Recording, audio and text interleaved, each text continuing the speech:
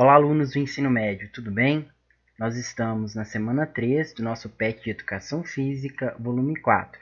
Nessa semana, o nosso eixo temático será esportes, e nosso tópico será esporte, lazer e sociedade. Especificamente, o conteúdo dessa semana aborda sobre as dificuldades enfrentadas pelas mulheres na prática de atividades físicas e esportivas. Nesse vídeo, eu vou tratar em específico apenas da correção das atividades, tá bem? Então vamos lá? Bom, alunos, em relação à atividade 1, eu não consegui compreender muito bem o real intuito das perguntas. Se o motivo foi fazer com que vocês pudessem refletir, as perguntas são ótimas. Porém, se o motivo não foi esse, as perguntas estão um tanto que incoerentes. Porém, eu irei corrigir da mesma maneira. Antes, eu só gostaria de deixar essa minha percepção em relação à atividade 1, tá certo? Vamos agora então à correção. Após a leitura dos textos e da apreciação das imagens das atletas brasileiras, responda as questões abaixo com o objetivo de refletir sobre a prática de homens e mulheres nos diversos esportes e a participação destes em campeonatos nacionais, internacionais e Olimpíadas. Letra A. Existem esportes só de homens? Quais? Bom, pessoal, vou deixar aqui o meu padrão de resposta. Em relação ao esporte profissional e suas principais competições, campeonatos mundiais e Olimpíada, não existe um esporte praticado exclusivamente pelos homens. Porém, até pouco tempo atrás, algumas modalidades olímpicas possuíam competições voltadas apenas para os homens. Por exemplo, as mulheres só puderam participar do levantamento de peso nos Jogos Olímpicos de Sydney em 2000. E ainda, mais recente, nos Jogos Olímpicos de Londres em 2012, as mulheres subiram ao ringue pela primeira vez exatamente 100 anos depois da estreia do boxe masculino. Muito bem, pessoal, então esse é o meu padrão de resposta para a letra A.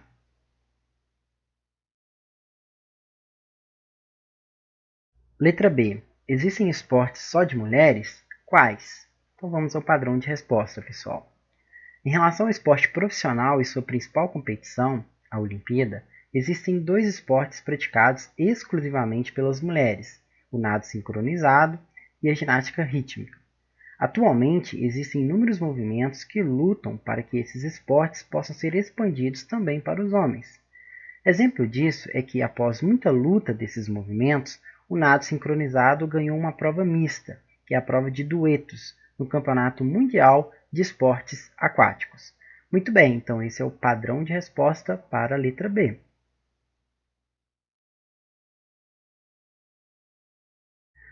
Bom, galera, primeiramente eu irei responder a letra D e depois irei responder a letra C. Vou fazer isso porque a letra D irá complementar a letra C, tranquilo? Então vamos à pergunta. Em quais esportes os homens se sobressaem às mulheres? Por quê? Então vamos ao padrão de resposta. Acredito que o termo sobressair não seja o mais apropriado nessa situação, porque tanto homens como mulheres se sobressaem muito bem em todas as modalidades esportivas. O que ocorre é que os homens possuem a maior quantidade de massa muscular e menor concentração de gordura corporal em relação às mulheres. Esses fatores, associados a questões hormonais, colocam o sexo masculino em melhor condição para as práticas esportivas que tenham predominância de capacidades físicas como força e resistência. Então, esse é o padrão de resposta para a letra D. E ele vai complementar o da letra C. Beleza? Então, vamos agora responder a letra C.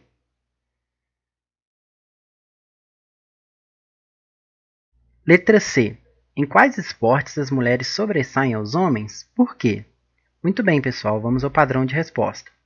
Dificilmente a mulher conseguirá ter um desempenho físico melhor que o do homem, conforme nós vimos lá na letra D.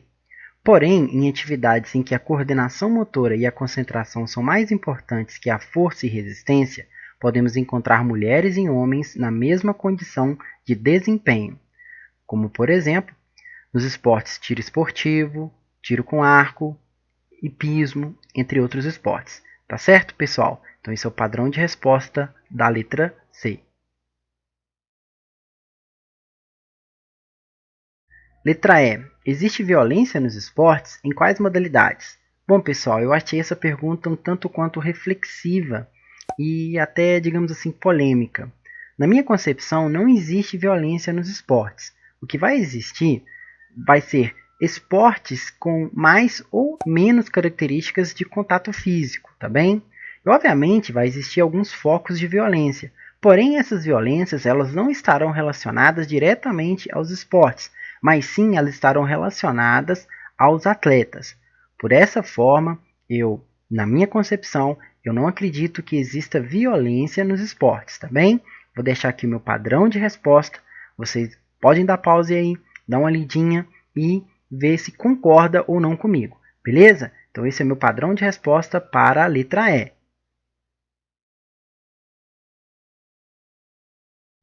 Letra F. Você conhece algum esporte misto que seja praticado por homens e mulheres? Bom, galera, essa resposta é de cunho pessoal, vai depender de cada pessoa. Então eu vou deixar aqui a minha resposta baseada na minha vivência, tá certo? E sim, eu conheço um esporte que ele é praticado por homens e mulheres. O nome desse esporte é chamado Corferball, que inclusive já foi um esporte olímpico. Se você quiser conhecer um pouquinho mais sobre esse esporte, tem uma videoaula aqui no canal sobre ele. Eu vou deixar aqui no card, beleza?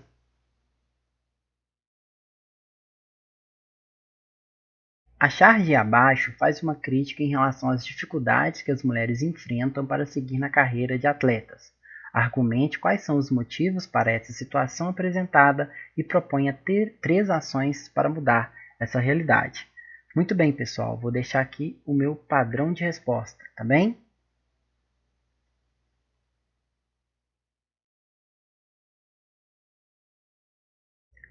O gráfico apresenta dados sobre a taxa de abandono de atividade física por gênero. Analise-o e responda às questões a seguir. Questão 1. Em qual faixa etária há uma maior taxa de abandono da atividade física pelo público feminino? Em sua opinião, qual seria a maior motivação? Então vamos ao padrão de resposta, pessoal. A faixa etária de 16 a 24 anos, com uma taxa de 46,8% de abandono. A falta de incentivo e a oportunidade talvez seja a maior motivação para o alto índice de abandono. Além disso, essa faixa etária é caracterizada pelo ingresso em universidades e no mercado de trabalho. Isso pode contribuir ainda mais para os altos índices de abandono.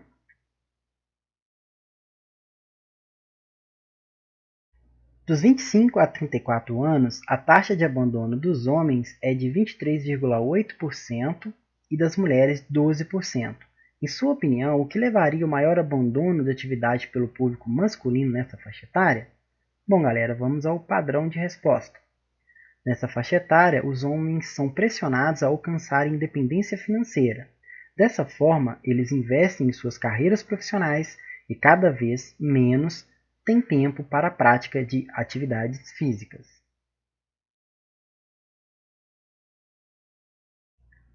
Dos 16 aos 24 anos, a taxa de abandono do público feminino é de 46,8% e do público masculino de 43,3%. Essa taxa de abandono é muito próxima para esses dois públicos.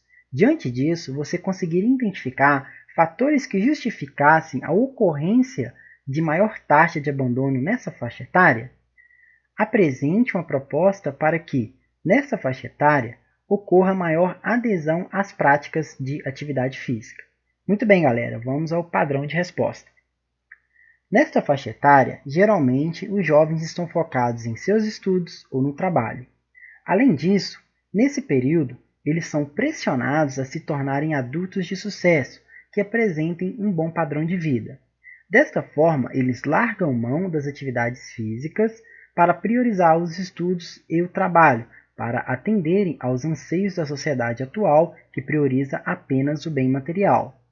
É necessário a presença de políticas públicas que invista e estimule a prática regular de atividade física, principalmente dentro das escolas e universidades. Então, esse é o padrão de resposta para a questão 3.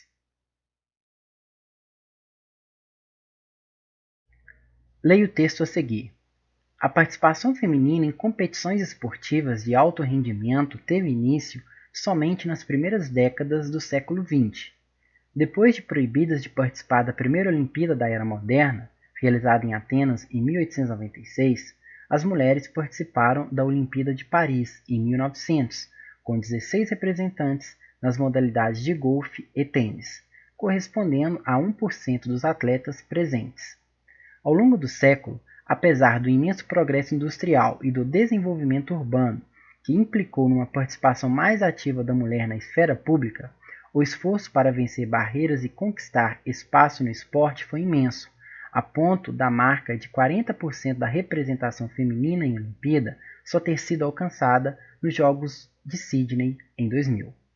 Muito bem, com base no texto acima e nos seus conhecimentos sobre a resistência à participação das mulheres nos esportes, considere as afirmativas a seguir. Primeira afirmativa: a resistência à participação feminina no esporte decorreu da construção social que associava esporte à ideia de força e agressividade pertinentes ao papel masculino. A primeira afirmativa ela está totalmente correta, pessoal, é exatamente isso. Afirmativa 2. Assim como ocorreu no esporte, o mercado de trabalho tem registrado um crescimento significativo da participação feminina em vários ramos de atividade. Também é uma afirmativa verdadeira. Afirmativa 3. O desenvolvimento industrial foi fundamental para a participação das mulheres nos esportes, ao criar drogas químicas que nivelaram os índices. Nada a ver, aqui já está errado, pessoal. Já está errado a terceira afirmativa. Afirmativa 4. As mulheres são menos competitivas do que os homens nas diversas modalidades esportivas, sobretudo naquelas envolvendo força. Totalmente errônea. E, na verdade, também, inclusive, é uma afirmativa totalmente machista, tá, pessoal? As mulheres são, sim, competitivas, tá certo? Então, vamos assinalar a alternativa correta. Obviamente, pessoal, é a letra A. Apenas as afirmativas 1 e 2 estão corretas. Tranquilo? Bom, alunos, essa foi a correção da semana 3 do nosso PET de Educação Física. Se esse vídeo contribuiu para você de alguma forma, eu peço para se inscrever no canal, curtir o vídeo e compartilhar com seus amigos. Espero vocês para a correção da semana 4. Forte abraço e até lá!